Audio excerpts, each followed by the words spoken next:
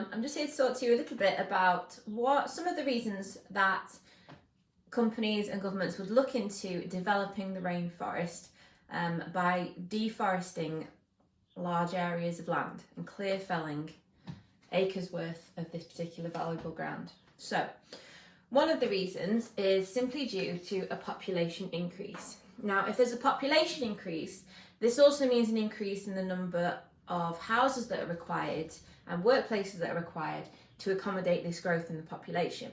So what that means in real terms is that there needs to be land cleared for houses and for extra workplaces.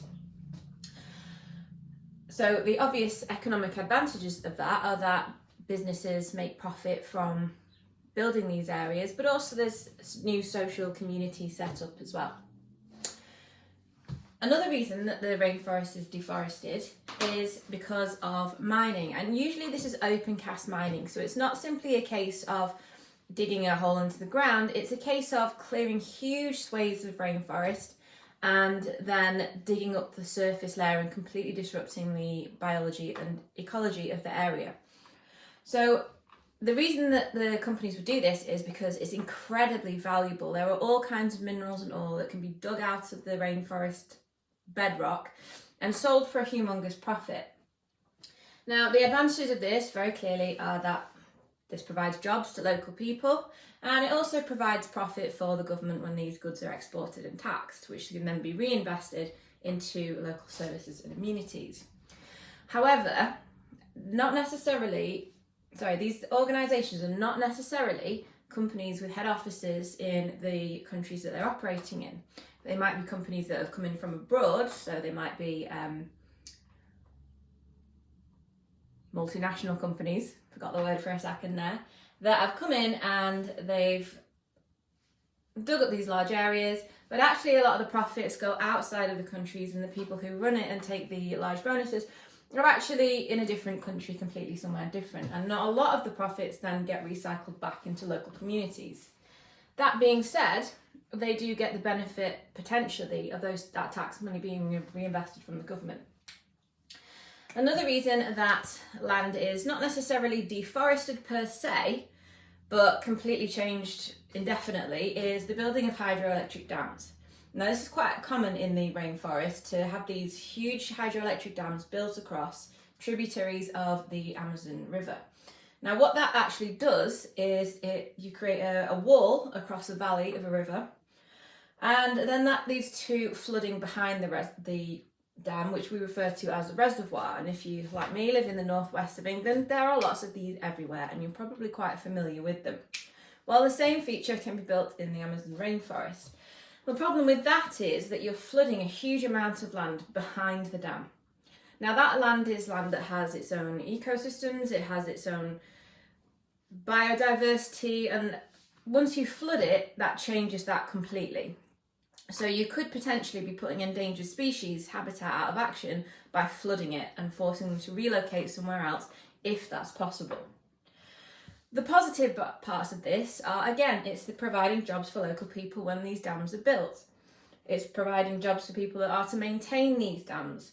And it provides a renewable source of electricity, which is something that most nations are looking to develop further as we go on into the future and fossil fuels continue to run out. So there's a lot of advantages to developing these hydroelectric dams once you factored in the environmental damage that they could cause. The other aspect to consider is that building this is a one-off structure. Perhaps you bring people and communities into the area to build the dam, but once the dam's built, really then the jobs are for the engineers and the people who are trained to run the dam, which might not necessarily be the same as the people that built it, and then you've got a community that hasn't got future work. Another option for opening up the rainforest and deforesting is agriculture. Now, there's two types of agriculture. We have arable agriculture and livestock agriculture. Now, livestock agriculture requires complete clear felling of the forest, and then you put your sheep, cattle, whatever, on top of that land. Now, the issue there is that obviously you're removing a huge section of rainforest and all the various species that live within it. So if we replaced it with one species that's domestic, which means that nutrient cycle gets hugely interrupted because the only creature putting anything back into this ecosystem is this cow here. And because the soil is such poor quality, the pasture isn't going to last for very long. So often this land can't be used many times before it's nutritionally useless or it's nutrient poor. So then the animals have to be moved off and then a new area clear felled. So this isn't a terribly sustainable solution. However, exporting beef can make an awful lot of money, and particularly for farmers that are struggling elsewhere, this is a very tempting option. The other option is to become an arable farmer, whereby plants are introduced to an area. So let's say we clear our lovely layers of rainforest away and we replace it with a crop such as palm trees for palm oil. This is what we refer to as a monoculture. So even though we've still got vegetation in the area, we've really got a significantly reduced biodiversity, simply because we've taken a rich ecosystem away and replaced it with this monoculture. And what this means is that the animal organisms and insect organisms can't exist in here. This provides no food for them. It provides no source of habitat, no source of food. So even though there are trees here, this is, in a biodiversity sense, a very, very poor place to be. So this is something to watch out for, because this looks reasonably sustainable. However, you've moved a lot of species out of the area by taking part in this course of action. The benefits of this are similar to any of the other exported products. They can be sold, taxed on top of their earnings, and then what happens is the government can reinvest that into local services, should the government choose to do that. Another option for the forest is simply just taking away the trees away. Now, when you deforest an area, you're left with the trees that are left. Now, this can be either sold as hardwood. So hardwood trees are not usually pulped into paper. They're usually taken away and carved into very elaborate, very expensive furniture. And it's not an uncommon sight for these to be exported to countries like Vietnam, where if you drive down some of the rural roads, you'll see shop after shop with these huge trunks of redwood and cherrywood outside the front of them, and they're carving them into these beautiful tables and wardrobes and statues and what have you. Now that can make a lot of money for local people, and that could be done by selectively logging, which is a more sustainable option than clear felling, because selective logging is simply taking the logs out that are the most valuable. That being said, you're still removing nutrients from the ecosystem, because you would expect that large tree to decay when it dies and return its nutrients to the system. Another problem with the selective felling is that it's very difficult to just take out one tree. It's very difficult to select one tree that's woven with vines and grown up with others twisting around it, to just pull that down and not cause significant damage to the surrounding area. And what can happen then is the plants that were pulled down, if they are smaller woody trees, they can be pulped and turned into paper. So there's an argument for logging if it's done sustainably, and because it can raise an awful lot of money for the local community. However, it can also be done very badly. And as a side note to this, very little of these options are available without creating more roads, because you need to get in your heavy mining equipment, you need to get your building supplies in, you need to get your agricultural feeds and your livestock in the first place, nursery plants, seeds, fertilizers, and you need to be able to get all of these different exports out of the forest itself. And creating a road creates quite a lot of destruction. You have to clear fell an area, you have to make sure it's levelled, and it can actually do quite a lot of damage. But at the same time, it opens up an area to economic opportunity, because once you've got a road, it's a tempting investment for future options.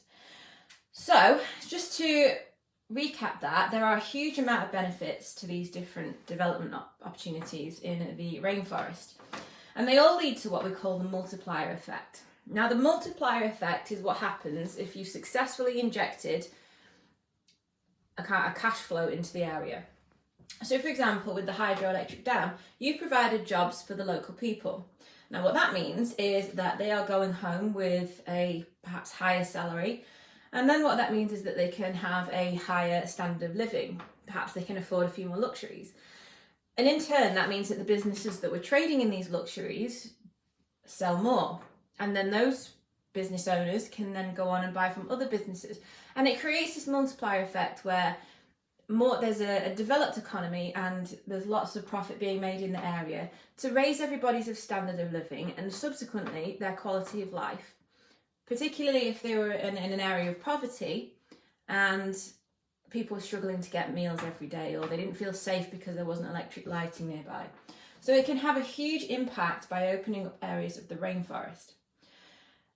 The tricky part is deciding where the balance lies, because on the one hand you have the destructive impact of deforestation. On the other hand, what you have is the people here desperately in need of reliable jobs and income. So in cases like this, it's very rarely a simple case of, no, we're not going to do that, we're going to allow this. You have to kind of go along the yes but line of thinking. So yes, you are allowed to open cast mine. However, you've got to restore an area of forest elsewhere. You are allowed to build a hydroelectric dam, provided that you either restore an area of forest elsewhere, or you safely relocate the indigenous peoples that are already living there that may have been displaced. Same with the species. Maybe this system of farming isn't practical. Maybe you do more of a rotational system and allow nutrients to return to this land by moving the cattle onto a different area and using more of a rotational system. Perhaps instead of a monoculture, you have a pasture where there's other crops allowed to grow in between the trees to increase that biodiversity and not quite have such a dramatic impact on the ecosystem. There's lots of options, and it doesn't need to simply be what's presented on the paper already. You can come up with your own options by saying, well, we should allow this, but we should do it under these conditions. And that's where we want you to think as more developed geographers as to what would be a workable solution. The government will be wanting to develop economically. The local people and environmentalists might want to preserve the biodiversity of the rainforest. The challenge for geographers is to come up with a kind of solution or a compromise which benefits everybody a little bit, instead of one party entirely and another stakeholder loses out completely.